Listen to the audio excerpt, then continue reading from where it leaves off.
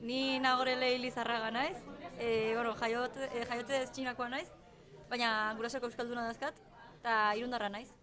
Eta ni Mikel naiz, irundarra naiz, eta gu ezagutu ginen behin horrela Santo Tomasen, ze bioi euskal kultura gustatzen zaigu, eta hemen gaude, Jin ezagutu genuen, Azkenean, ni nengoen txinatar klasetako irakasleak idatzi zidan, esaten, behar zutela txinatar bat, urte berri txinatarrari buruz hitz egiteko Radio Euskadi, eta han bertan ezagutu nuen. Elkarrizketa orduan, eta geroztikan, bere kontaktua gorde nuen, eta esan zidan hainbat ekintza egiten zituela, eta parte hartu genuen aurreko urte berri txinataren, eta urten ere, bai.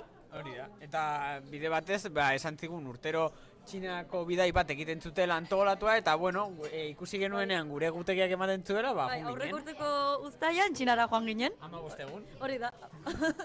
Eta super ondo, ikusi genuen Pekin, Xi'an, gainera berak ekarri zigun gida bat, eta gainera azaldu zizkigun gauza asko, eta hori, azkenean txinatar kultura gustatzen zaigu, bala zure parte ere nola bait, esaten duzu, eta nik ere ikasi nahi izan dut. Badakit nik TikToken ikusita da horrela, eta interneten, txinan dagoela orain modan, jaztea hanfu deitzen den traje tradizionalaz, eta nik eraman nun ara nire hanfua, eta ere bai erosin dituen beste hainbat traje, hori da.